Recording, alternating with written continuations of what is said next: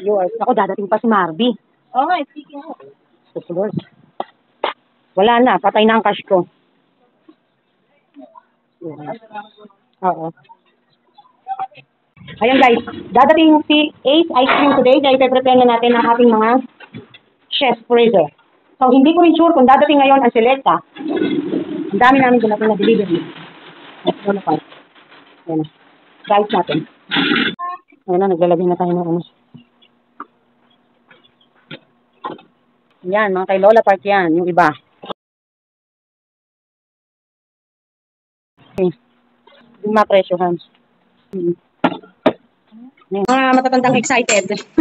Mami, parang, Lola Park, yung kala mo, hirap na hirap ka ba dito? Parang init na init, lamig-lamig ka dito. Pagagandahin natin si Lola Park, nakaano na yan. Ayan ang ating Ace Ice Cream! Pinuksan na natin yan parehas. At syempre may tinapay na rin ang Lola Park. No? Syempre nag-deliver ang Marby.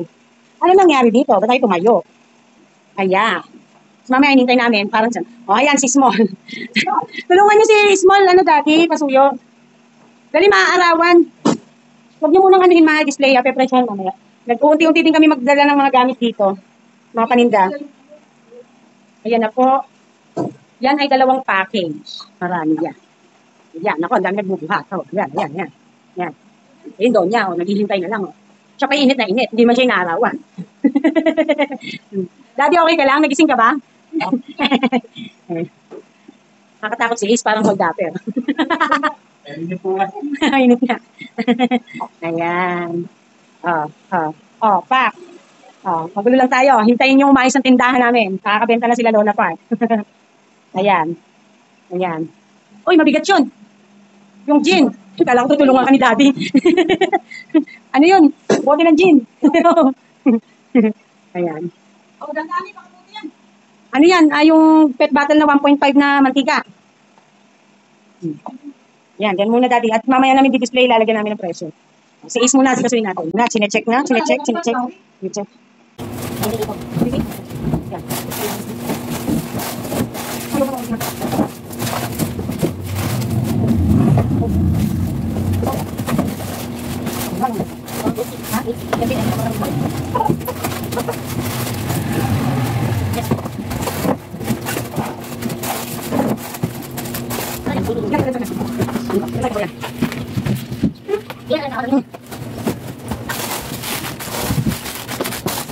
Ayan guys, kahit kami ay dahil may mga free akong mga nakuha, kakain kami.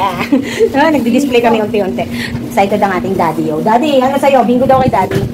Bingo Sunday. Ay bingo Sa'yo Small? Sa'yo Mami, ano sa'yo Mami? Bingo. Ito, repok.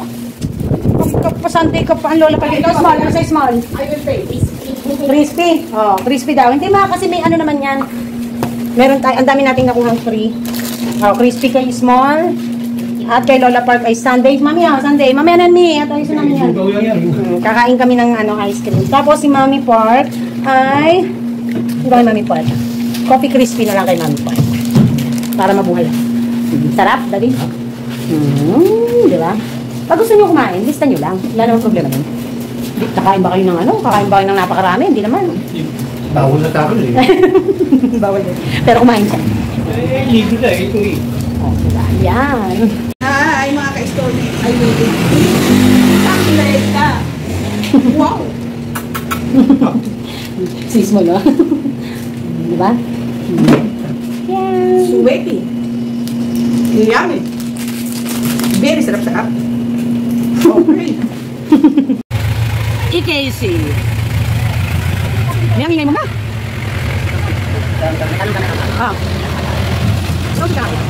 Thank you. Alan? Malis ka na dyan, makamat ka na. Ayan, ako, another challenge na naman natin to. Mas malaki yung space doon, diyan sa inyo binaba. Labas na dyan na! Yung mga box po din mo lang. Box muna, mabigat lang. Ikalian natin. Ayun, inaano ko sa reels yan. Ayun, lapit. Ayan, nilipad yung resibo. Yari kayo pag nawala yung resibo dyan. Band-aid daw. Sige doon sa kabila tayong. Para kayo naman yung ma-picture. Hindi po sila kay Joseph. Ayun yung resibo ko yun na Thank you. Mabigat na, hindi na pwede yan.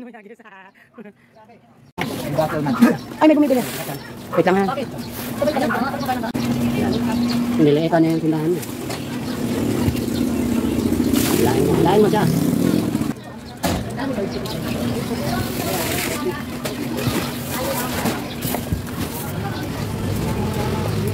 Ayan guys, yung sinasabi ko sa inyo, na pag nagsasabay-sabay ang deliver, buti yung URC kanina, tinapos na. Oh, ayan yung sinasabi ko sa inyo guys. Wala kaming madaanan dito. Oh, as in, saan kami dadaan dyan? Oh, naku po, napaka ano. Kaya gusto namin magkaroon ng extension para nabuksan to. Inuunti-unti na yan ni Daddy. Paano pa yung mga dadating na order the next day?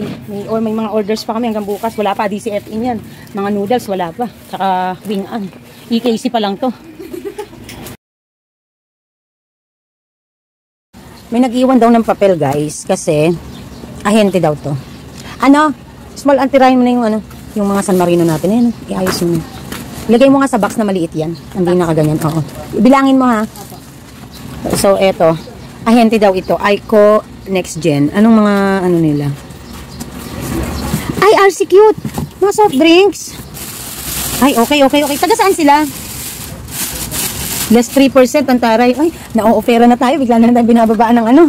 Bigla na lang tayong binababaan ng mga ganito, guys. No? Ayan, sige, lapag muna natin dyan sa ating officina at mag-tour muna tayo. So, nailagay na natin yung ibang mga biskuit. Dadating ngayon, today, ang Lemon Square. No? Ang dami din natin in-order dun kahit papaano. So, yan. And ang mga mantika, tumaas ang mantika. My God, tumaas ng 5 piso hanggang 10 piso. So, meron pa kaming mga Nestle products nandun. Hindi ko pa na-display. And, eto, ang ating, ano, yung mga in-order natin kay EKC na maliliit. Pero dumating si, ano, kahapon, ano, si URC, Jack and Jill, ano, malalaki naman ang kinuha natin sa kanila. So, marami pa kaming kulang na malalaking chicheria. Ayan, so, yung mga asukal natin. Ayan, ayun yung mga bundles natin, ilagay natin doon. Ang dami pa rin natin kulang, guys. Imagine that. Dadating ngayon si Force Central, kung saan meron tayong mga orders na mga cases and half cases na mga dilata. So, kaya medyo ano na yan. So, may mga stocks pa rin tayo, ha? Ayan. Ayan, mga jersey, mga ano, puro 1 box na order natin yan kasi hindi na po pwedeng hindi. So, napakarami pa rin namin kulang, honestly speaking. Imagine niyo yon. Pag na-display na rin kasi, no, syempre, nabibili din, nababawasan. Tapos, mga noodles, wala pa kaming stocks. Kailangan pa umorder kay DCFE at saka kay Wing-An kasi mga homie naman natin. At bibigay din tayo kay Lola Park. So, ayan. Okay, bigyan mo na si Lola Park ng ano. Ay, hindi, binigyan ko na pala ng San Marino kagabi yun. Yung aayusin pa nga pala doon, ano. So, mag-aayos pa kami kay Lola Park. Yung mga dinala naming items doon, meron pa kaming dadalhin sa kanya. So, ayan yung so far. Handong po sa kabilang unit yung aming mga malalaking diapers at saka mga ano, mga cases na mga by 4 na diapers. So, ayan. So far, yan po ang ating ganap. Dadating po si Kuya Joseph. Nak, may bibili. Si Kuya Joseph para sa atin namang mga alak. Mga worth 30k po yung ating order. Si Force naman, yung kanina na magdadala ng mga Argentina, mga iba't ibang dilata. Kung ano-ano. Worth almost 34,000 yun. So, nag-refill na din tayo ng ating ano. Ayan. Puno yan. Meron pa nasa kahon. Ayan. Mga Milo ito. Ayan. Puro Milo po yan. Milo. Mga hati-hati, ayan. Boxes. Kumuha tayo ng iba't ibang mga items. Tapos sigarilyo. So, yan. Mga chicheria natin, ganyan. So, meron pa tayong i-display dun sa taas. Yan. Meron pa tayong mga i-display. Finally, meron na tayong Bonamil. Kumuha ako ng isang box. No? So, kaya marami tayong stocks. Kasi nawala talaga yan eh. Ilang linggo. No? So, yung kay Ate Lourdes na almost 40,000 ay naunti-unti na rin natin. So, alin na lang ba ang hindi ano? At tapos na yung kay Ate Lourdes, ano? Nagawa na namin ni Jai kagabi, nahabol na. So, tingnan nyo guys. Oh, di ba? Restocking yan. Kahit walang pasok, nabibili sa amin ng ballpen. So, kaya, kailangan may stock ka talaga. Imagine, yung kare-refill lang namin nung nakaraan, siguro mga 2 weeks ago lang. Wala pa. Ito na lang, oh. Ayan. So, dumating kahapon din si Marby. Kumuha din tayo ng almost 4,000 yung binayaran natin. So, mga snappy natin, ganyan sa ilalim. Nandito naman yung ating mga, wala na kaming alak, kaya nagpapadeliver na kami. Yun. So, yun, mga sesto natin. Saka mga ano pa. Yan. So, andyan naman yung ating ano, basta nandyan lahat yung ano natin, alak natin, saka soft drinks. Ayan. So, meron pa rin akong mga ahente na kailangang orderan. Kasi tulad ni DCFE, no, nabanggit ko nga kanina, kailangan namin mag-stock ng mga noodles, ng mga Lucky Me, no, Lucky Me and Nisi, Lucky Me Nisi, yan. So, doon din kay Mondes ng mga tang, mga mamasitas, ano pa ba yung in-order natin? Oreo, ganyan. May ahente ako nagpo-provide yan sa akin. So, hindi pa nagpupunta. Tatawagan ko na nga. Tapos, kabibili lang kasi nung nakaraan. Nakabili na nga kami sa Massway para lang may maibenta kami. Turuin nyo 5,000 na. Tang pa lang yun. Tang products lang. As in, mga juices lang na, grabe. So, kailangan pa namin ng frozen. Ang dami namin kailangan. Kaya lang, the sad part of, gustong-gusto ko talaga na mag-restocking. Yan talaga yung favorite kong gawin However, yung kung makikita niyo yung space namin, napakahirap. Napipilitan kami na trabahuhin lahat ng sobrang pagod kasi wala kaming dadaanan kinabukasan. At yung magduduty ng umagang-umaga na magbubukas, mahihirapang magbenta. Usually, ang unang nag-o-open si Daddy at saka si Pierre.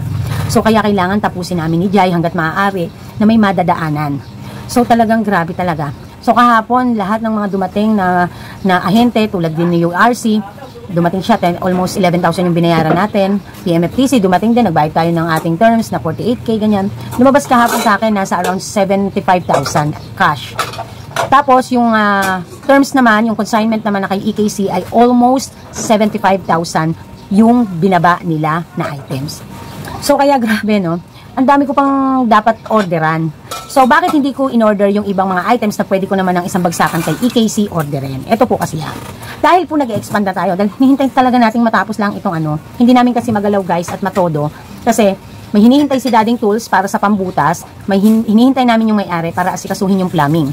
And then, saka kami magpupush na madire-diretso ng fully renovated natin yung ating magiging extension. And then, yun yung hinihintay natin nang sa ganun ay magkaroon tayo ng stock room. Kasi sabi ng Daddy, tulad sa bigas, tulad sa alak, there's reason para bumili ka ngayon ng isang bagsakan sa alak, sa bigas, sa ibang items, kahit napakarami nating pinadeliver na, pero kukunti pa yon sa totoo lang. Hindi yun aabutin ng isang buwan.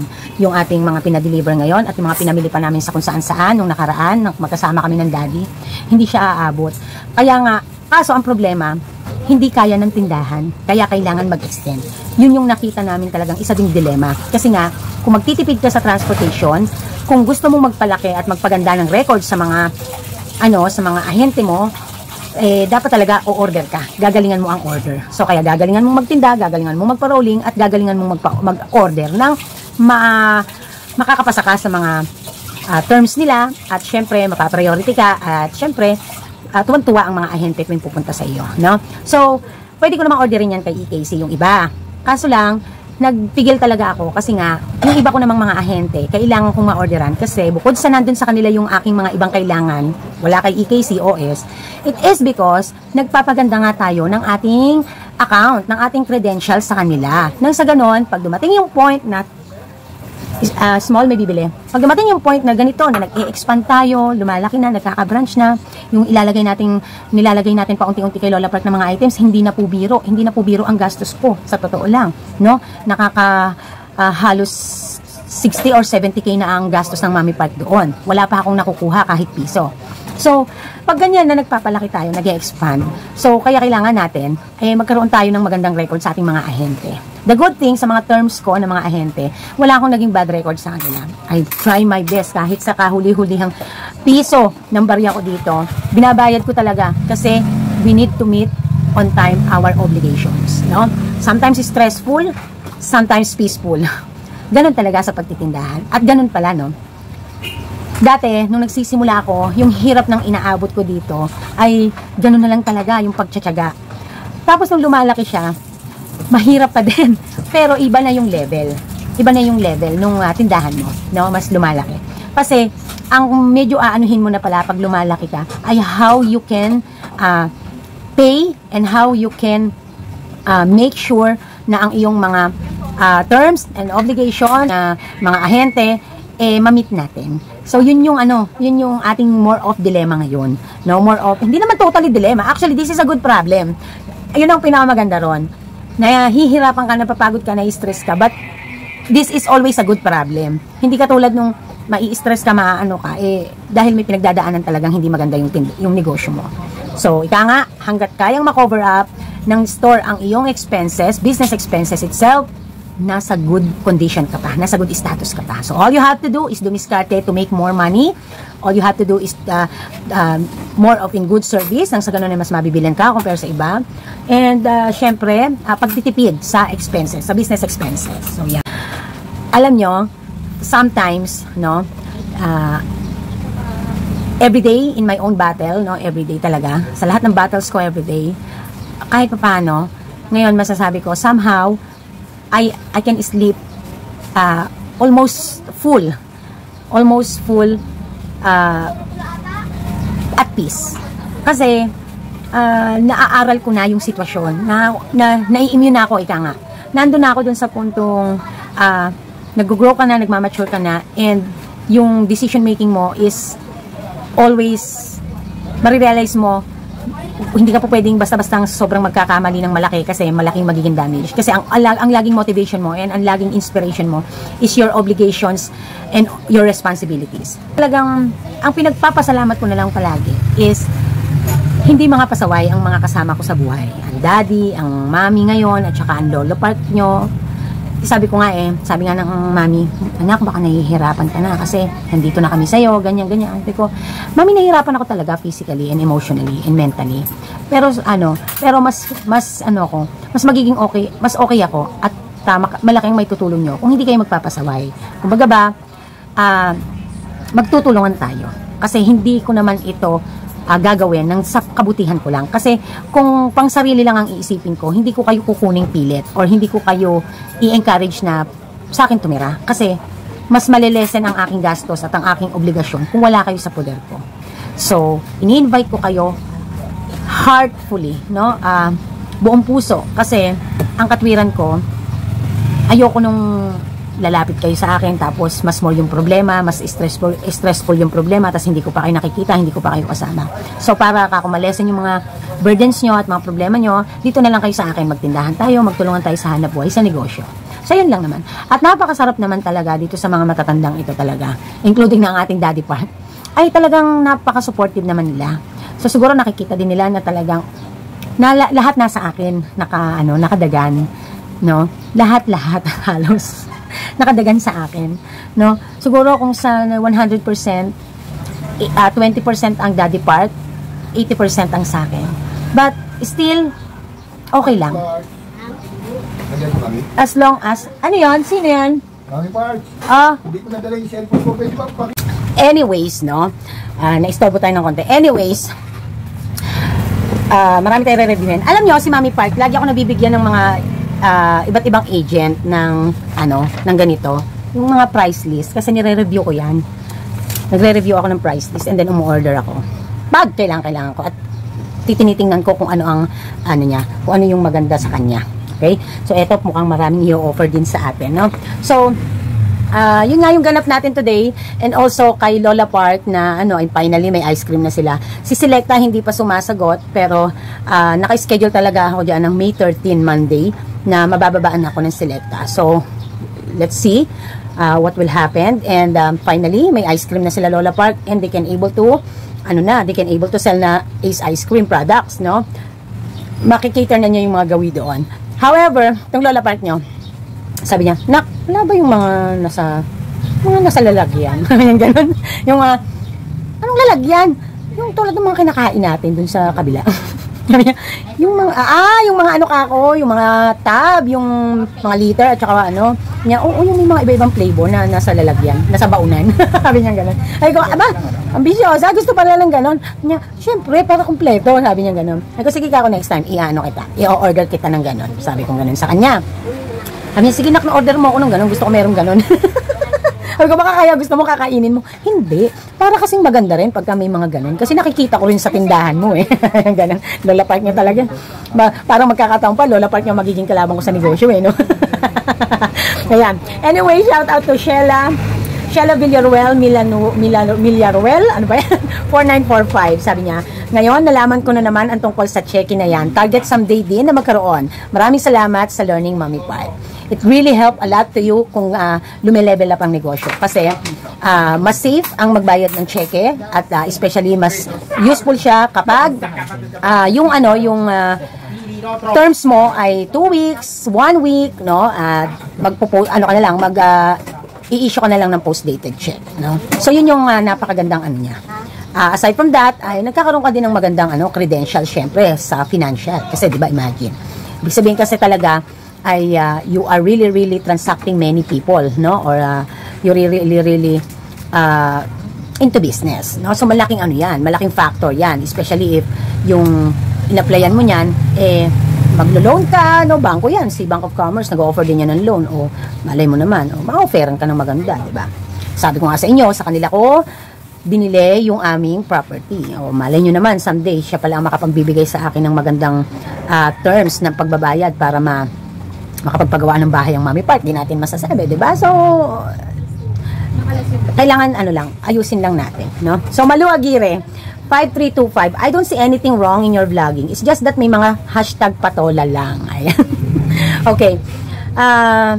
In my own opinion, no, syempre minsan kasi tayo, no, sa 4 windows of personality ng Juharis, 4 windows of personality. Di ba meron yan yung alam mo na hindi na alam ng iba. Yung pangalawa, alam ng iba na hindi mo alam. Pangatlo, alam mo at alam din ng iba. Ang pang-apat is maaaring alam mo or maaaring hindi nila alam, no? Maaaring either ako or ang iba ay alam or hindi alam. So, yun yung pang-apat. So, kaya sometimes, mas gusto ko na din na kayo, nagko-comment kayo kasi para nalalaman ko rin if majority saying na ganito, ganyan, ganyan. So, para kung may pangit, di maganda, I can able to change. So, when it comes naman doon sa doon naman din sa sinasabi nga ni Ma'am Malu Aguirre na yung sa patola. Nako, ayoko na talagang mag-comment, Ma'am Malu. Ayoko na mag-comment. Meron nga dyan nag-comment Narcis vlog daw yung tungkol dun sa isa kong binlog. Narcis vlog. Parang yun din, hindi naiintindihan ng salitang, yung sinasabi niyang comment niya. Narcis vlog daw. Sabi ko, Narcis? Bakit? Naintindihan mo niya kung ano ibig sabihin ng Narcis vlog? Just saying daw. Sabi ko, opinion lang daw niya. Sabi ko, okay, fine. Wala lang. Okay. Cortez Cha. Sabi niya, Mami, download ka Peddler, pang e-load all network. Pwede ka mag-top up sa GCash. Okay. Titingnan ko kung kakasya pa sa mga phone ko. Let's try, no? Tingnan natin. Sige, pagka naayos ko na lahat-lahat din dito, titingnan natin. So, Alfredo Datol. Sabi niya, tinanong ko po yan sa video kung may limit ang bounce check. Halos nasa 10 bounce na ako, pero wala naman daw limit. Ayan. So, this is the very first time that I heard this, this situation na walang limit ang bounce check, no? Siguro, kung sa kanya nangyari, malamang totoo. However, siguro kasi, lalo na sa mga bagong mag-a-apply, syempre, ang mga bangko, they are more of advising you na wag magbabounce, diba? Yun ang sasabihin talaga naman nila. Kasi, yun naman talaga ang maganda at dapat. Kasi po, may mga effect po yung mga hindi nagko-close ng account ng tama, may nagbabounce ka na check, kasi may mga times na kapag meron kang mga ina-apply or meron kang kailangan mo ng mga financial documents na related sa financial, like for example, bank statement, mga ganyan, mga financial statement, ganyan, lalo na pag bank statement, nagre-reflect po yan. Nagre-reflect po. And so, makikita, pangit. Kasi po, may mga companies na halimbawa may ina-apply ka sa kanila, halimbawa nag-a-apply ka for terms or loan or whatsoever pa na, tinitingnan po nila yan kung maganda ang iyong record sa iyong, kaya hinihingan ka ng financial statement, full financial statement, full bank financial statement. Kasi, re-reviewin nila ang iyong record. So, kaya po importante, isa sa advice din ng aking best friend, importante na kung hindi ka na maghuhulog at hindi mo na gagamitin ang isang bank account mo sa isang bangko, dapat i-close mo ng tama. I-close mo. Huwag mong hahayaan na nadodormant. Usually kasi, ang ugali ng marami is dahil sa hindi naman na sila nakakapag-ipon at nakukuha rin naman nila, sinasagad nila, at hinahayaan na nila na madormant yung account or ma-close na yung account. So, kung hindi mo rin lang naman din pagagalawin ng maayos at tama, you better close it na lang. Kasi, kapag bumalik ka ulit sa kanila, syempre, dumadating dun sa punto, from the very beginning na naging kliyente ka nila, nagbabacktrack yung mga yan. Nagbabacktrack ng records yan. no? So for the record, no? So kung totoo man 'yon na walang limit, de okay lang. Kaya lang, as much as possible kasi, we don't encourage people or mga kapwa nating kasari na maging ganyan. Kasi, syempre, ano yan pang-economic sabotage yan. Yan ay hindi talaga dapat na normal na gawain, na maging inormalize na lang. No? Although, I'm not against to you, Sir Alfredo, ha. Ang itinuturo kasi din natin dito, syempre, learnings tayo, no? Wag pong ma-offend or ma-misinterpret ang nais sabihin ng mami. Kung kaya naman nating maging responsable, gawin natin. Mas mainam na nga din yun kahit sa sarili na natin manggagaling na wag nating magawa na ma-bounce check para maganda ang ating record. Kasi lalo na sa kung tumalbog yung check binayad natin sa mga ahente yon, sa mga nakakatakot, 'di ba? Syempre mawawala ng tiwala ang mga ahente natin. No? Kung lang bounce check na hindi na halimbawa ay hindi naman related sa negosyo, yung pinagbayaran natin na in-issue nating check medyo okay pa kung tao sa tao lang, no, kaibigan or kung sino man kakilala, mapagpapasensyahan pa but yung sasabihin natin na meron tayong ka-negotiate, no, ng mga ahente tapos magbabounce ang check natin, syempre hindi siya ganun kaganda talaga. So baka mamaya dumating dun sa punto na hindi na tayo papayagan palaging magto-terms or kaya naman tulad ko, halimbawa, kung mangangarap tayo na magkaroon ng mga branches at mas lumaki, mas kailangan natin ng stocks, mas kailangan natin makakuha ng maraming items na under terms, paano kung ilimit na tayo? Kasi nga, dumadating sa punto, nag-i-issue tayo ng bounce check, nababounce yung check na ini-issue natin sa ating mga kliyente. So, yun lang naman yung doon. Yun lang naman talaga yung pinaka most priority natin. Yung wag tayong magkaroon ng bad records both sa bangko man, lalo na sa ahente. Kasi kaya nga ako kaya nga gusto ko may check kasi nga para yan sa mga ahente ko na terms. Kung magba-bounce pa, no? Di masisira ako, hindi man ako i-close ni bangko na i-close ang checking account ko. Yung ko naman, yung image ko naman yung image ko naman doon sa mga kliyente na inissuehan ko ng check, yun naman ang magiging hindi maganda, no? So hindi natin gusto yan. All we wanted is to have a safe and secured and peaceful transactions. Yun lang naman po yun, na? Okay. So yun. Ricky Anuevo, no, find ways sa BDO. Hehehe, God bless Mami Park. Wow, Mami Park, daming paninda. Congrats po. Love you. Love you too. Teresita Beron, 4944. Totoo yan, Mami Park. Nakukuha sa kita ng GCash ang pangsahod ng ating mga tindera sa akin. 20K pataas. Sana all. Thanks sa shout out, Mami Park. Sabi ni Ma'am Teresita Baron ulit. Okay, Sherilyn Gape, always watching Mami Park. Ang isa sa napakatagal ko ng subscribers and viewers. Nagsisimula pa lang ang mamay. Andiyan na yan. Si Ria, Sherilyn Gape, Isa Portasio pa nga Ang dami.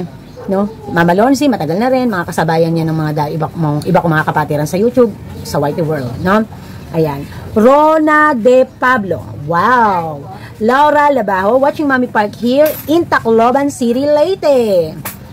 Cherry Maha 667. Hi Mami Park, thank you for sharing. Good morning. Winnie 07. Ito din si Ma'am Winnie, napakatagal na din, no? And Jovelyn Conehar, Mami Park, BOC din ako, madali lang mag-open ng checking account sa kanila, tapos approachable sila. Yes, napakadali. Natagalan lang ako kasi syempre ang daming mga ginagawa. Pero sa totoo lang, napaka-smooth nung nangyari sa akin sa BOC, no, sa Bank of Commerce. Alam niyo po, even nung pag-a-avail ko ng property na binili ko sa kanila at in-under mortgage, guys, napaka-smooth din. Sa totoo lang, grabe talaga.